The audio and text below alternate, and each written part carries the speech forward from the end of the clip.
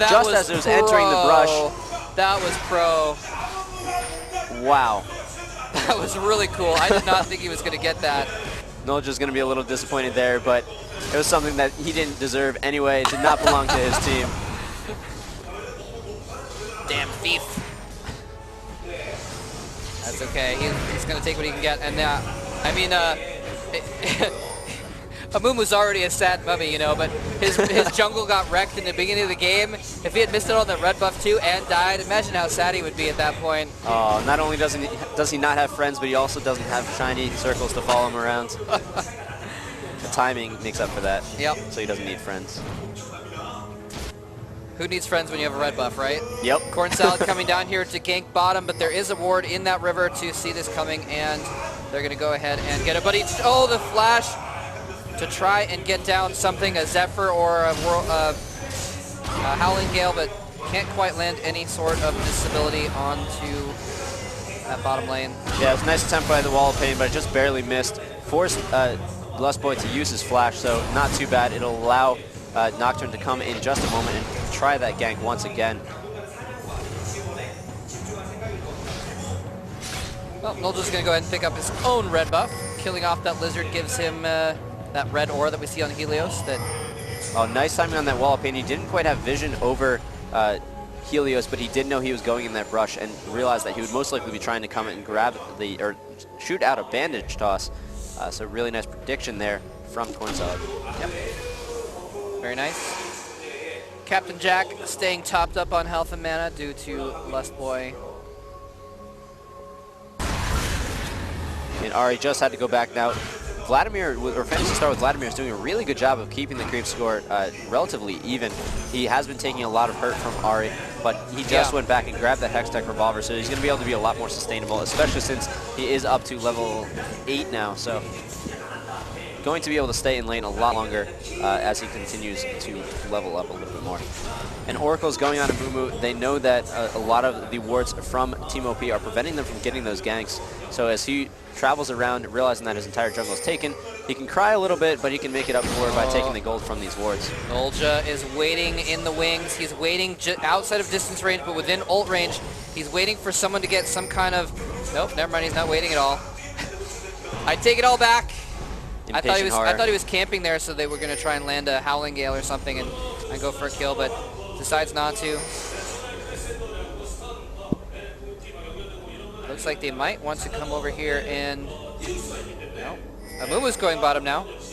Yeah, now that Nolja has that Wriggle's Lantern, he is able to take down the dragon relatively quickly. So they want to both teams want to make sure they have vision of the entire entrance to that area so they aren't taken completely unprepared. And Helios moving into that bush from the top position outside of any wards that might have been in the river, going for a lane gank. He has a ward in that bush, so you can see Asher. If Asher gets too close, he's going to bandage toss and ult in there, and that will probably result in a kill. But the amount of damage Captain Jack can put out with that BF sword in his inventory. There's the flash, the bandage toss, the ult!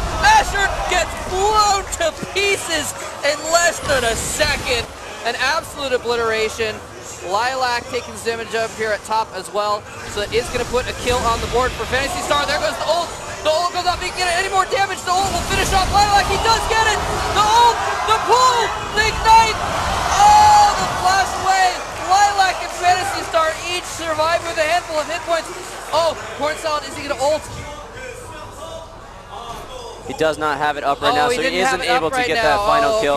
But really nice job by a Lilac to know exactly how much he could do. Drop that ignite before Fantasy Star went into the Sanguine Pool, so he wasn't able to regenerate enough health that he would have been able to actually get a dive off. And a Lilac was able to get away with one hit of health points left. Really, really nice timing by both players. I want to go back to that bottom lane, though. We see that Graves is doing a really nice job against Corki. 112 CS to 87. So he was actually able to forego the Doran's Blades completely and go straight for the BF Sword. Yeah. That's going to allow him to do a lot more burst damage. He's not going to have quite as much survivability, but it doesn't matter when you can melt the support in under a second like you were talking about. Yes, indeed. Very, very smart move there. And Corki actually has just gone back and also picked up a BF Sword. Yep.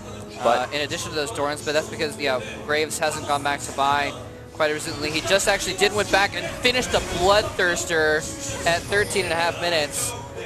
Very, very cool. Yeah, that's going to start getting him really powerful if he stays in lane for another 40 minion kills, which is not that long, a little less than 5 minutes based on how perfectly he's actually getting these minions. It's going to get him really, really strong in just a little bit. Nolja is nearby for the pickup of the kill. If Lilac goes for it, he's creeping into this bush. There's no wards there, no vision of it. Lilac wants that kill that he could not get. His Spirit Rush up. Oh, there's the chain. Oh, nope, Fantasy Star gets out of the way, but the charm goes off the ult from Nolja. They do pick up the kill.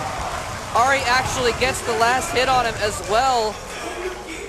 Nicely done. Yeah, that's going to give Ari a really nice advantage. She was actually a little bit behind in minion score because she had to go back and wasn't actually able to finish off any of her items, only grabbing the Amplifying Tome. But now she's going to be able to go grab a second Amplifying Tome, get closer to that Will of the Ancients, and grab some potions so she can go toe-to-toe with Vladimir a little bit more. Yep. She did go with those level 2 boots a little bit earlier. Wanted to make sure she had those. Probably as a result of the fact that she wants to make sure that she can use her distance. She has longer distance spells. And hold that thought, going in on Captain Jack, who who gets ulted away, actually, by Janna. So, interesting there. And look at that ward. How did they get a ward in that bush? That red ward in the... I have no idea, but it's a little bit aggressive there, but that's going to give them exactly the knowledge of where Nolja is, because Paragon went up there to try to help with the minion, or with the creep kills in the jungle. They know that Nolja was up to something in that area. And once again, the gold score is actually staying extremely close here. Team OP up by 2 kills, but down by 200 gold. So MiG Blaze just doing a really, really good job of farming and keeping OP away from their own farm. Just like last game, they were able to do that. They were able to keep relatively even in the gold count despite losing the team fight. So very, very cool to see that. Because even if you lose fights, I mean, oftentimes if you lose a lot of fights, it'll look like you're losing, you know, a game, but really in the end it matters what you can do in the next team fight. And so if your gold count is at the right spot, and if you have the better team comp and better I really items. like this because Fantasy Star was pushing so hard in the top lane. MiG Blaze knew that Team OP had to go and defend that. Ari going back up to the top is going to make it so that it would be a 4-on-4 for MiG Blaze at this dragon. And with Graves having about 30 stacks on his Bloodthirster, he's going to be doing a lot of damage and be extremely hard to kill. So they were in a position to be able to go for that dragon relatively quickly, but they saw that OP was getting in position to try to say something about it. So they just backed off and are going to reset as the minions took down the bottom turret. Oh, is Ari going to go for the kill? She lands her combo. Fantasy Star puts his ult, though. Hemoplague. Hemoplague or Hemophage? I forgot. Hemoplague. Hemoplague. Hemophage. Slows you at the same time. Oh, uh-oh. Oh, no. Ambition is coming from the behind here. Fantasy Star might die, but Lilac is going to go down. Fantasy Star barely survives, flashing out of there. Awesome tag teaming there by MiG Blaze. But with 2 at top, that means that Team OP can pick up the dragon. Well, they can start actually, it, but MiG is going to try to contest this. Captain Jack getting in a very good position. If he sees Paragon, he can do a lot of damage, but no, Wall of Pain coming down. Helios already has a lot of mental pain, doesn't want the physical as well. Flashes over, Helios flashes as well. 2 or 3 flashes actually on a Valkyrie. Helios still gets away. Will Carthage will finish him off. He's so low. The Howling Gale is, no, he gets canceled. His ult gets canceled. I didn't see what by. And Nolja's going to die in the midst of it all. Asher using Janna's Monsoon to blow everyone away so they cannot follow up and kill Paragon. But actually, he might get caught by Rune Prison. There's the Rune Prison, and there is everything. There is death. Oh. Another kill for Rise. Yeah, Rise doing a great job so far this game. Being in the crowd has just got the extra aura of ability, building up his tier of the goddess extremely quickly, and then also being extremely tanky with that Catalyst and Negatron Cloak. You know what he's going to do, Rise, with the extra money that he's got from that kill? He's going Funnel into esports. He's going to buy the whole team Kimbap. Ooh. and soda. Hopefully eating doesn't prevent them from getting a lot of the future kills as well. Feast is good for you. Ask Cho'Gath. And because Graves was able to pick up that early Bloodthirster, he's going to grab the Zeal and try to move up to the Phantom Dancer really quickly, try to take the full effect of the extra damage and lifesteal of the Bloodthirster. He doesn't even have level 2 boots yet because he can just dash away from any sort of engagement he doesn't want to be in, and pretty much go toe-to-toe with anyone in the game at the moment.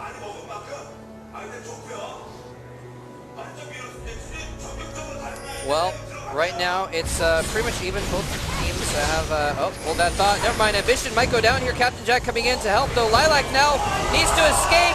Oh, and collateral damage gets the kill for Graves. That looked like a free kill for Ari, but turned into the opposite. Yeah, MiG doing a great job of having the ward coverage to know exactly where to position their team, and then chaining all the disables from their team to be able to pick off the important kills. Knocking Ari out of the fight prevents Team OP from really engaging on anyone specifically, which is exactly what MiG Blaze wants to do right now. And it looks like MiG Blaze is probably going to pick up another tower here. Ari is just coming back up, but it's going to be a while until she can get down here. They might run out of minions, actually. Yeah, Wall of Pain keeping Helios within turret distance a little bit longer. He's going to take a few extra shots, but not anything that he can't run away from. And they're all going to spend a lot of that extra gold they have. They are up by almost 5k gold right now. Very nice to have it before the 20-minute mark. That's going to allow them to continue to push on. All the tier 1 turrets are down for Team OP, making it so that they have very little breathing room and very little ability to clear a lot of the wards over and over from the Baron, making it very vulnerable. Jan is going to go and try to get rid of some of them, but all of MiG Blaze is going to... Are they going? Oh, going for a desperation Baron here. Well, if they can pick this off, that's going to completely eliminate the lead of MiG Blaze, but no, MiG is close, and OP is going to need to back off. Yep. They were hoping that there were no wards there because Karthus is one of the fastest champions for killing Baron. But they've engaged it before it healed up again, so they're starting from only half health, and MiG wants the Baron. Lilac going in. Oh, huge ultimate from everyone. Oh, Rise doing so much damage. Janna trying to take it away, but it's not going to be enough. The Karthus Posthumous ult going off, but it's not going to be enough either. Everyone dies. Everyone dies, and it looks like MiG Blaze is going to be able to pick up this Baron slowly and steadily. It's going to take a while, but it never really finished healing up. So with the health spell vamp from Phantasy Star, they're going to be able to get it. That wasn't A's, but it is going to be very hard for them to actually get this with only dealing AP damage from all 3 of these champions. It's not able to take down turrets or minions really, really quickly, but it was just barely enough. All 3 champions from MiG able to pick up the kill and head back home with a little under half health, but it doesn't matter for Phantasy Star because he can get all of his health back from killing minions. He's going to go back and spend some of that cash that he just got as well. Yeah, that cooldown reduction on Vladimir is so good. He has those Ionian boots of Lucidity, so that coupled with the buffs that he's constantly getting, he's able to spam out a lot of his abilities because, again, he doesn't have mana to worry about. Yeah. A lot of cooldown reduction on Soraka as well, meaning that she's going to get her heals up more often. Yeah, we saw actually MiG Blaze grabbed a bunch of Boots of Lucidity last game as well, and unfortunately didn't work for them that game, but is doing very nicely here. Corki still has not moved up to a tier 2 item at all other than his boots. Oh, wow. He's going to need to turn that BF sword into something soon if he wants to go toe-to-toe with Graves anytime. Oh my god, he is so behind Graves right now.